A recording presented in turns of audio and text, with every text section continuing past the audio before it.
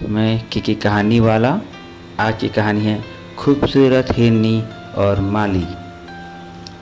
एक जंगल में एक हिरनी रहती थी। एक दिन वह जंगल से निकली और चारों तरफ घूमने लगी।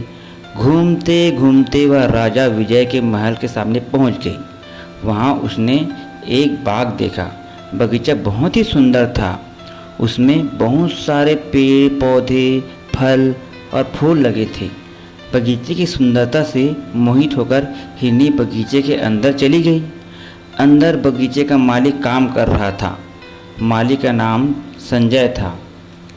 हिरनी यह सोचकर बगीचे से भाग गई कि मालिक उसे पकड़ लेगा। दूसरे दिन हिरनी फिर उसी बगीचे में आई।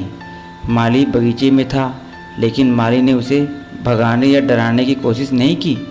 इसलिए हिरनी बिना किसी डर के बगीचे में देर तक घूमती रही। उस दिन के बाद से वह महल के बगीचे में रोज़ घूमने जाती। वह वहाँ पर घास और पत्ते भी खाती। एक दिन राजा बगीचे में आए और उन्होंने हिरनी को देखा। उन्होंने माली को बुलाकर कहा, संजय, यह तो बहुत अद्भुत हिरनी है, क्या हम इसे पकड़ सकते हैं? संजय बोला, महाराज, यदि शहद मिल जाए तो मैं इसे पकड़कर महल तक ला सकता हूँ। राजा ने अपने सेवकों से शहद लाने को कहा। माली ने शहद घास पर डाल दिया। हिरनी ने घास खाई। वह बहुत खुश हुई। उसने सोचा, घास कितनी मीठी है, मैं यहाँ रोज़ आऊँगी और मीठी घास खाऊँगी।